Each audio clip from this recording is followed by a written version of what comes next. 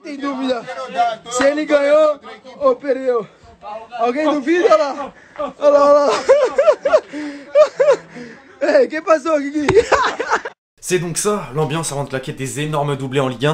L'équipe, j'espère que vous allez bien. Aujourd'hui, nouvelle actu foot, c'est la trêve internationale. Pas forcément une période appréciée par tout le monde, j'en fais partie. Mais il va quand même falloir suivre ça de très près. L'équipe de France doit jouer 3 matchs. 3 matchs de qualification pour la Coupe du Monde 2022. On aura l'occasion d'en parler dans les jours qui viennent. En attendant, il s'est passé pas mal de choses ce week-end dans les 5 grands championnats européens. On va revenir là-dessus, on va rapidement entrer dans le vif du sujet. Je vais simplement vous rappeler, comme d'habitude les amis, de lâcher votre meilleur pouce bleu pour le référencement, mais l'humeur surtout. Vous connaissez la recette. Merci vraiment à tous ceux qui vont contribuer.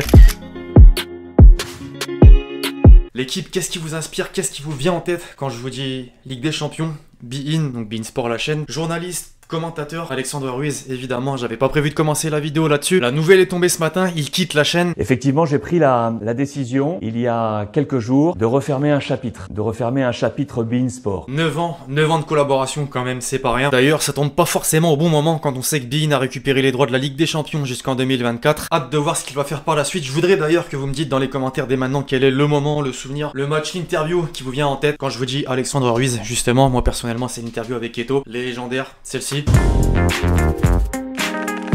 En parlant de journalistes, hier Canal+ a fait paraître un documentaire défendant une cause pour les femmes qui font ce métier. C'est Marie Portolano qui en est à l'origine. Elle a dénoncé des faits d'harcèlement, d'agression sexuelle dont les journalistes sportives ont été victimes. Ça a énormément fait réagir sur les réseaux. Pierre Ménès notamment a été pointé du doigt. La chaîne aurait censuré des passages où il était confronté à ses actes. Dans la sauce, et là je parle de l'expression. Voilà, alors dites-moi un peu dans les commentaires ce que vous avez pensé de ce documentaire. Personnellement je l'ai pas vu, j'ai surtout lu des articles. On va parler football maintenant avec la 30e journée de Ligue 1 qui se déroulait ce week-end. C'est la vie en rose pour le PSG victorieux sur la pelouse de Lyon. Mbappé encore buteur, il a inscrit un doublé, mais a surtout atteint la barre des 100 buts depuis ses débuts dans l'élite. Une bonne opération donc pour les Parisiens, une mauvaise pour les Lyonnais qui se sont réveillés malheureusement trop tard. C'est ce qu'a souligné Lopez. Une consolation peut-être, Lille a aussi perdu et s'est fait surprendre par Nîmes, 18e du classement, sur sa pelouse. Dans le haut de tableau, Paris tient désormais les commandes du championnat. Lille suit derrière égalité de points, Lyon et Monaco qui est allé mettre 4 buts à Saint-Etienne vendredi. 3 points donc de Monégasque présent dans l'équipe type de la 30e journée. A noter également, mais en soi vous l'avez vu, Klose, c'est la 7e fois dans le classement des meilleurs joueurs du journal encore une fois. Le défenseur a pris la tête, 6,15 de moyenne. Quel joueur, véritable révélation de cette saison.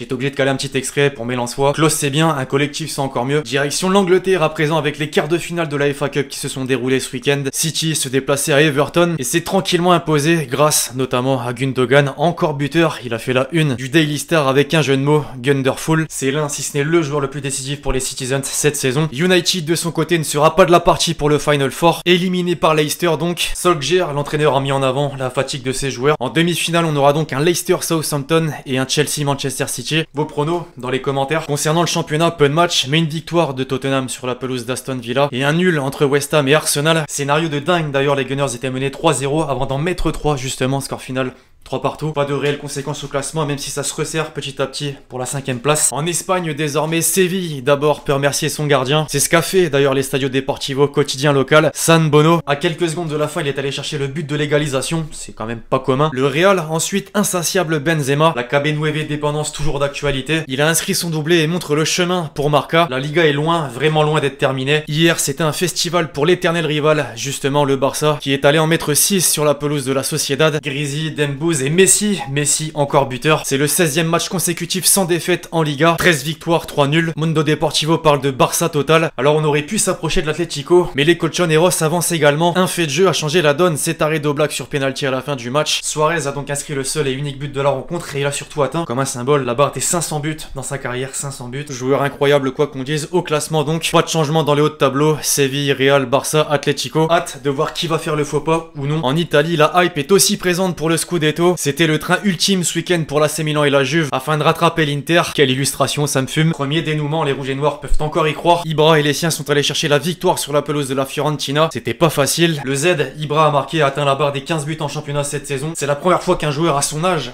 39 ans, atteint ce cap. Il a pris en charge son équipe, tout le contraire de Ronaldo. Les blancs et noirs se sont fait surprendre à domicile par Benevento. Benevento, effectivement, petit clin d'œil au passage à Momoini qui a gagné un pari. Bien sûr, il a pas misé la Juve, il a misé Benevento justement, cote à 16,50. 50 fois 200 €, 3300 au total. Coup de chapeau, rien à dire. Au classement donc, l'Inter a désormais 6 points d'avance sur son dauphin, 10 sur le 3ème, Pirlo à mon avis. Enfin, direction l'Allemagne avec le journal Kicker qui a mis en avant la prestation de Lewandowski ce week-end. Parlant de démonstration, il a inscrit son triplé, victoire 4-0, pas de répit pour Stuttgart, pourtant à 11 contre 10. C'est marrant car dans le même temps, Haaland a lui inscrit son doublé, le 5ème en 8 matchs. La stat est folle même si malheureusement ça n'a pas permis à son équipe de prendre 3 points. Le Norvégien était d'ailleurs plutôt énervé en fin de match. Au classement donc pas de véritable changement, le Bayern tient toujours les commandes. Enfin, 2 infos supplémentaires, des nouvelles de Xabi Alonso. L'ancien du Real devrait bel et bien devenir le nouvel entraîneur du Borussia Mönchengladbach à partir de juin. Il prendra donc la place de Marco Rose, vous pensez qu'il peut réussir? Ensuite, Joachim Löw, selon la presse catalane, si Zidane ne continue pas l'aventure, c'est lui qui prendra sa succession. Je rappelle qu'il ne sera plus sélectionneur après l'Euro.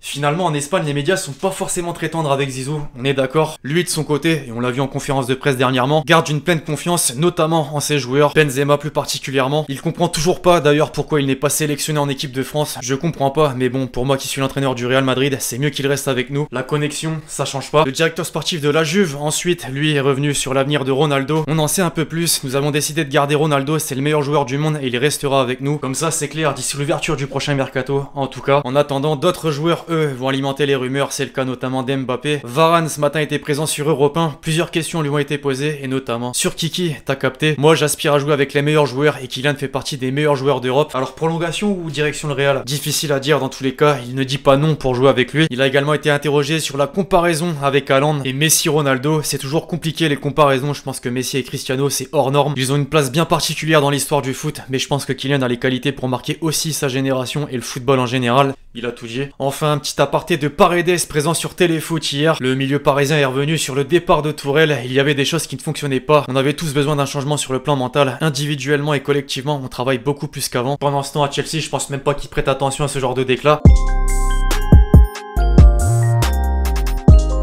La question de l'abonné, évidemment. Est-ce que tu penses que Monaco joue encore le titre? Totalement, c'est une certitude. Monaco est à seulement 4 points du leader. Il reste 8 matchs, tout peut encore se passer. C'est vraiment une grosse bataille entre les 4 de devant. Second poteau, Pavard.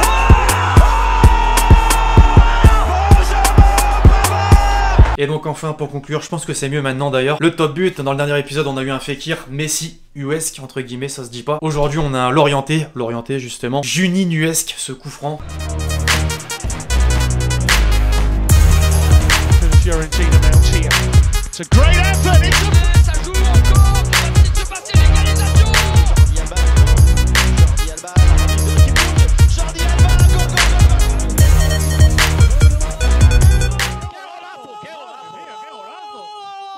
Enfin bref, voilà l'équipe, c'est tout pour l'actu foot du jour. J'espère que vous l'avez kiffé, je compte sur vous si c'est le cas pour lâcher votre meilleur pouce bleu comme d'habitude. Pensez à lâcher votre commentaire avec votre question pour le prochain épisode. Puis d'ici là, on se retrouve très vite sur la chaîne pour de nouvelles vidéos. C'était XT. Ciao ciao.